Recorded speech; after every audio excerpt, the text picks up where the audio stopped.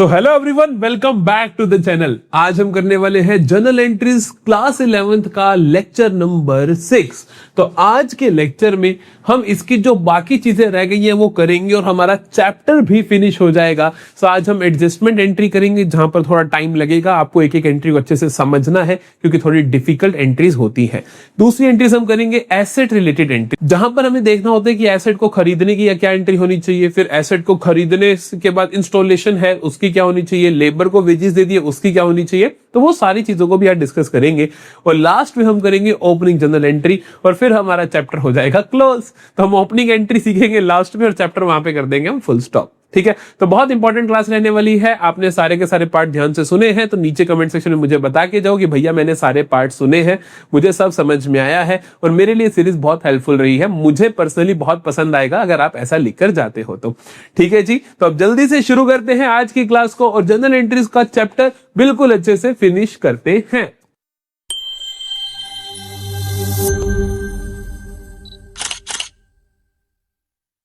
पहले हम सीखते हैं कि entries related to fixed asset के फिक्स्ड एसेट से रिलेटेड क्या क्या एंट्रीज होती हैं। तो यहां पर आपको एक कॉन्सेप्ट समझना है कि किसी भी एसेट को खरीदना और उसको इस पोजीशन तक ले आना कि हम उसको यूज कर सके, वहां तक के जितने भी खर्चे होते हैं वो सारे के सारे हमारे एसेट अकाउंट में ही माने जाते हैं। एग्जांपल के तौर पे आपने एक फर्नीचर खरीदा 20,000 का, ठीक है, तो वो फर्नीचर की कॉस्ट मानी जाएगी। फिर आपने उसके ऊपर कुछ लेबर चार्जेस लगा दिए इंस्टॉलेशन के 500 रुपए, तो वो भी फर्नीचर के अंदर ही आएंगे। आपने फर्नीचर को लाने के लिए 1,000 रुपए का कैरेज दे दिया, वो भी फर्नीचर की कॉस्ट माना जाएगा। समझ में आ रही है बात? अभी सिखाता हूं कैसे होगा। देखो, कहते हैं purchase building by issuing cheque 4 lakh. आपने बिल्डिंग खरीदी 4 लाख का चेक इशू करके, तो एंट्री क्या होगी? ध्यान से देखना जरा, ध्यान से देखना जरा। तो पहले नंबर की हम कहेंगे बिल्डिंग इंक्रीज हो जाएगी हमारी और बैंक रिड्यूस हो जाएगा क्योंकि आपने चेक इशू करा है। बिल्डिंग कौन है बेटा आपके लिए? बिल्डिंग एसेट है, बढ़ने पे क्या होगा? डेबिट होगा। बैंक कौन है आपके लिए? बैंक भी एक एसेट है, कम होने पे क्या होगा? आपका क्रेडिट होगा।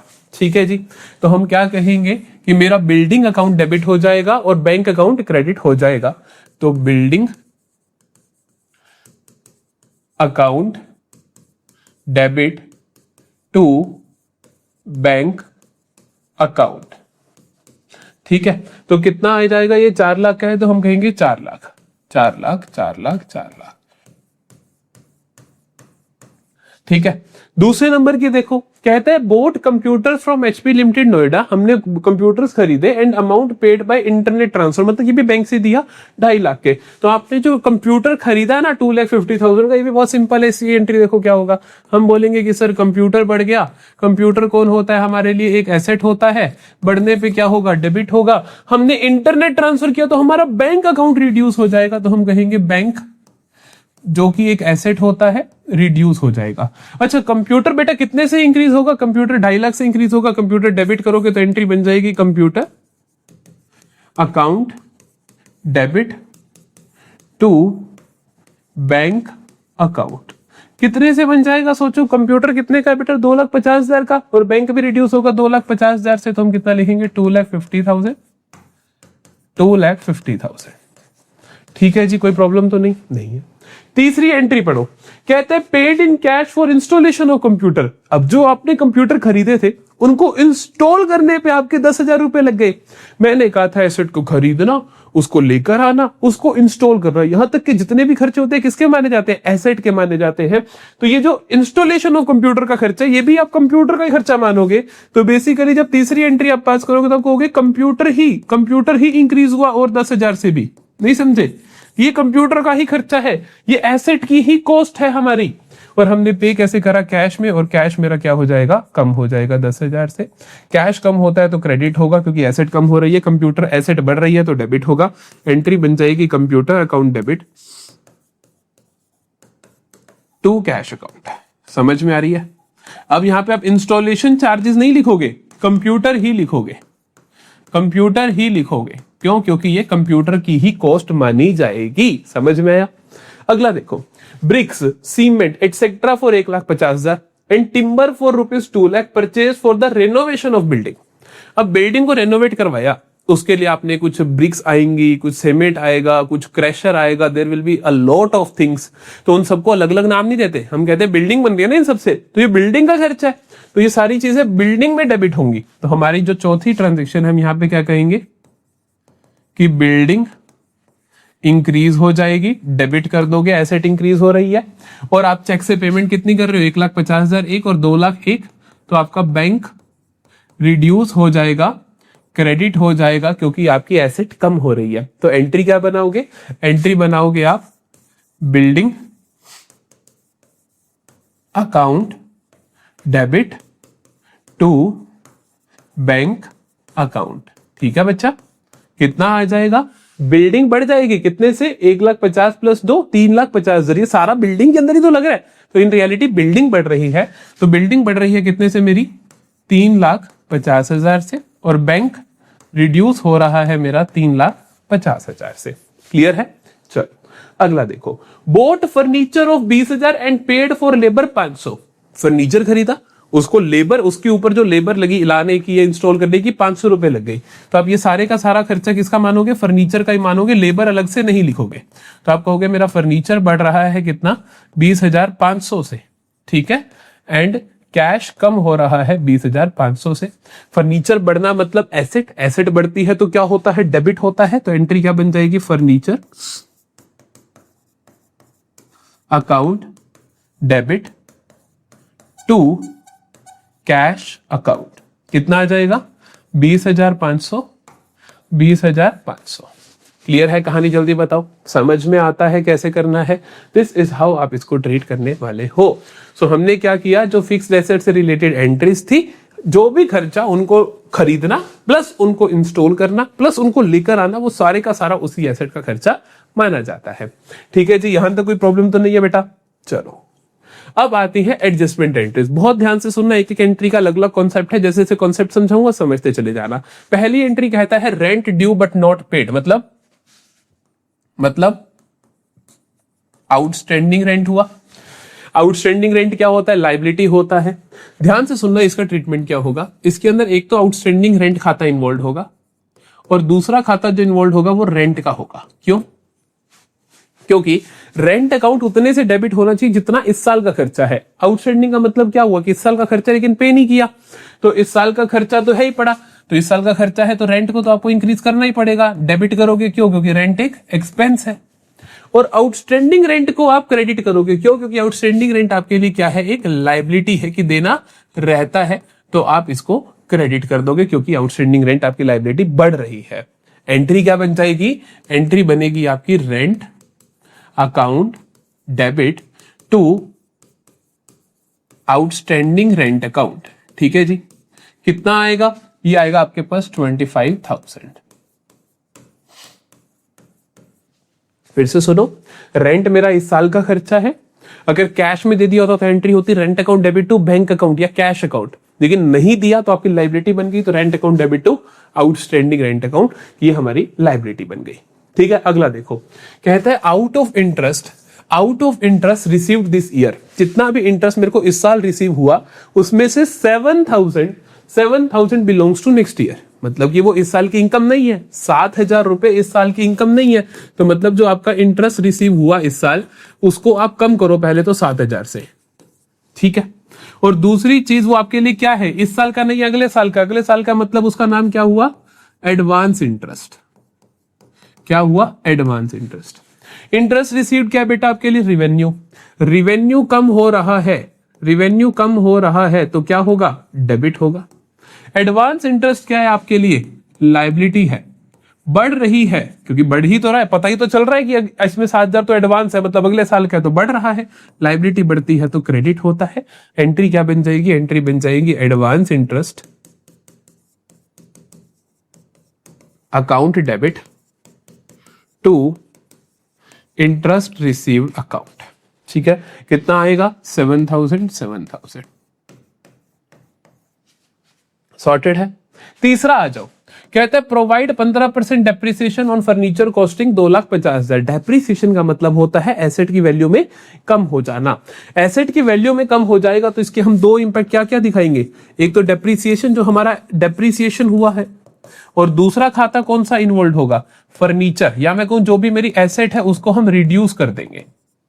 ठीक है, हम क्या करेंगे, डेप्रिसिएशन मेरा एक्सपेंस है बच्चा, बढ़ रहा है तो डेबिट होगा एक्सपेंस का नाम, और फर्नीचर मेरी एसेट है, कम हो रही है तो क्रेडिट होगा। एंट्री क्या बनेगी, एंट्री बन जाएगी depreciation, depreciation account debit to furniture account. ठीक है, समझ में आ रही है। कितना लगेगा भैया, 15% लगेगा। 15% तो 2,50,000 क्या होता है, 15%, पहले आप 10% निकाल लो तो 2,50,000 को 10% 25,000 होता है। 5% क्या होगा, 25,000 का आधा कर दो 12,500, तो 25,000 प्लस 12,500 15% होगा, जो कि 37,500। समझ में आया तो रख लेना, अदरवाइज खुद से निकाल लेना। ठीक है, चलो आगे देखें। अगली एंट्री देखो, कहते हैं received commission of 25,000 out of which 10,000 belongs to next year. कहता है आपको 25,000 कमीशन मिली है, इसमें से 10,000 अगले साल से रिलेटेड है। ध्यान से सुनता हूं, कहता है आपको 25,000 कमीशन मिला है जिसमें से 10,000 अगले साल से रिलेटेड है। इसका मतलब 15,000 तो इस साल वाला है और 10,000 अगले साल वाला है। नहीं समझे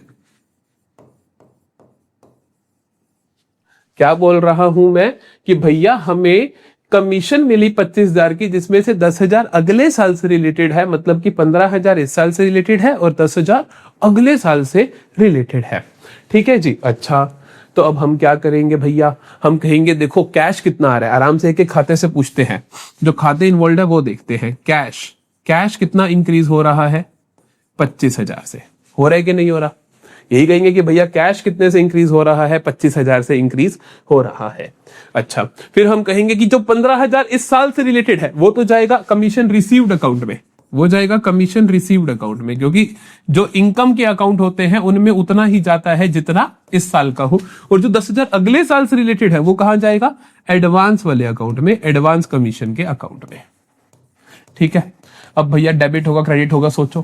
कैश बढ़ रहा है, कैश मेरी एसेट होता है, बढ़ने पे डेबिट होगा। कमीशन रिसीव्ड रिवेन्यू होता है, बढ़ने पे क्रेडिट होगा। एडवांस कमीशन लायबिलिटी होता है, बढ़ने पे क्रेडिट होगा। ऐसे रूल्स याद होने चाहिए। तो एंट्री क्या बनेगी मेरी, एंट्री बन जाएगी cash account debit to commission received account to advance commission account. ठीक है, तो कितना आएगा, कैश कितना बढ़ रहा है 25,000, कमीशन रिसीव्ड कितना बढ़ रहा है बेटा 15,000, एडवांस कमीशन कितना बढ़ रहा है 10,000। इस तरीके से रूल्स भी लगाने हैं, याद नहीं रखनी है ट्रांजैक्शंस, रूल्स लगा के याद रखनी है। ठीक है जी, चलो ये भी हो गया। अगली 3 एंट्रीज जल्दी से देख लेते हैं। ये पहली 4 हमने कर ली, 1 2 3 4। ये देखो कहते हैं गुड्स यूज्ड इन, गुड्स हमने यूज कर ली किस way, making machinery costing 5,000 sale value 7,000। कहता हमने खुद की मशीन बनानी थी, उसके अंदर जो सामान हम बेचते हैं ना बाजार में, हमने वो यूज कर लिया। फॉर एग्जांपल मेरी ना फैक्ट्री है मोबिल की, मोबिल समझते हो, ऑयल काइंड ऑफ। ठीक है, तो वो हम खुद की मशीनों में भी लगता है, तो हमने उसमें से जो मोबिल हमने बेचने के लिए रखा था हमने उसमें से खुद यूज कर लिया। या वो मेरी पेंट की फैक्ट्री है, पेंट का काम है, तो मैंने कुछ पेंट खुद की मशीन को पेंट करने के लिए यूज कर लिया। समझ गए, तो इससे होगा क्या, हमारे खुद के जो गुड्स है वो कम हो रहे हैं, समझ रहे हो, क्योंकि मैंने जो खुद के गुड्स यूज कर लिए तो मेरे खुद के गुड्स कम हुए। गुड्स का कम होना सेल्स के अलावा किसी भी वजह से क्या होता है, परचेजेस को क्रेडिट करता है। याद आ रही है, मैंने एक बात बोली थी आपको। तो इसका इंप्लीकेशन क्या होगा 5वीं ट्रांजैक्शन का, एक तो मेरे परचेजेस कम होंगे, एक तो मेरे परचेजेस कम होंगे। ठीक है, दूसरे नंबर पे क्या होगा, मेरी मशीनरी बढ़ेगी। दूसरे नंबर पे क्या होगा, मेरी मशीनरी बढ़ेगी। परचेजेस का कम होना क्या कहलाता है भैया, परचेजेस का कम होना क्रेडिट कहलाता है। परचेजेस का बढ़ना डेबिट, कम होना क्रेडिट। मशीनरी का बढ़ना डेबिट, क्योंकि वो एक एसेट है। तो एंट्री क्या बन जाएगी, एंट्री बन जाएगी machinery account debit to purchases account. ठीक है जी, कितना आएगा, 5,000 के गुड्स आपने यूज कर रहे हैं, कॉस्ट वाले ही लिखते हो तो आप 5,000 ही लिखोगे। समझ में आती है बात, लो जी सॉर्टेड है कहानी। आगे आ जाओ। Allow interest on capital 5,000। Interest on capital देना है। इंटरेस्ट ऑन कैपिटल किसको दोगे? मालिक को दोगे, ठीक है। इंटरेस्ट ऑन कैपिटल किसको दोगे? मालिक को, क्योंकि मालिक ने जो पैसा लगाया उसके ऊपर आप ब्याज दे रहे हो। तो इसमें दो खाते इन्वॉल्व होंगे, एक तो होगा इंटरेस्ट ऑन कैपिटल और दूसरा होगा capital. Interest on capital business के लिए क्या है? कैपिटल होता है जो मालिक ने पैसा लगाया, बिजनेस उसके ऊपर ब्याज मालिक को देता है। तो इंटरेस्ट ऑन कैपिटल मालिक के लिए क्या हुआ? एक एक्सपेंस हुआ। क्या हुआ? एक एक्सपेंस हुआ, मतलब एक खर्चा हुआ। एक्सपेंसेस क्या होते हैं राजा? डेबिट होते हैं, ठीक है। कैपिटल, कैपिटल मालिक को आप दे रहे हो तो मालिक का पैसा बढ़ेगा। कैपिटल बढ़ती है तो क्या होता है? क्रेडिट होता है। तो मालिक को दोगे तो मालिक का पैसा बढ़ जाएगा ना, तो क्रेडिट करोगे तो एंट्री क्या बनेगी? एंट्री बन जाएगी आपके पास interest on capital account debit to capital account. कितना है? 5,000 और 5,000। समझ में आती है बात? जल्दी बताओ। अगला कहता है interest on drawings to be charge amounting to 3500। Interest on drawings का मतलब क्या होता है? मालिक ने जो पैसा विड्रॉ करवा रखा है उसके ऊपर ब्याज मालिक देता है बिजनेस को।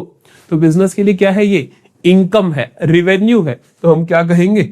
हम क्या कहेंगे? हम कहेंगे कि भैया इंटरेस्ट ऑन ड्रॉइंग्स, भैया इंटरेस्ट ऑन ड्रॉइंग्स तो एक रिवेन्यू है, तो इनकम बढ़ रही है, क्रेडिट कर दो। मालिक से पैसा लेना है तो मालिक का पैसा कम होगा, तो मतलब मालिक की कैपिटल कम कर दोगे, डेबिट हो जाएगी। एंट्री क्या बनेगी? Capital account debit. जो डेबिट होता है वो पहले आता है, to interest on drawings account.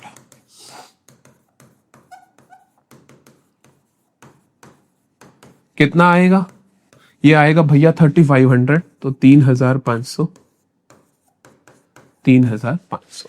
समझ में आती है सारी कहानी? जल्दी बता दो मुझे, समझ में आती है तो जल्दी से। Very good. ये सारी की सारी सातों ट्रांजैक्शन थोड़ी एडवांस लेवल की हैं, लेकिन आप समझ सकते हो मैंने एक एक रूल लिख दिया है। एटलीस्ट नोट्स बना लो अच्छे से, ताकि खुद से कल को पढ़ो तो आपको समझ में आ जाए चीजें, ठीक है जी। तो अब करते हैं जल्दी से आखिरी question of this great chapter, great chapter, ठीक है।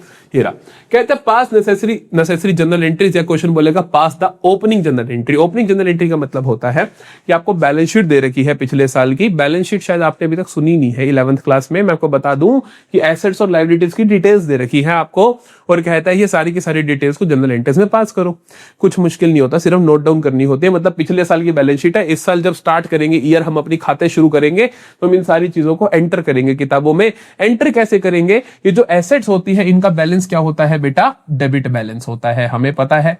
और ये जो लायबिलिटीज होती है इनका बैलेंस क्या होता है? क्रेडिट बैलेंस होता है, ये हमें पता है।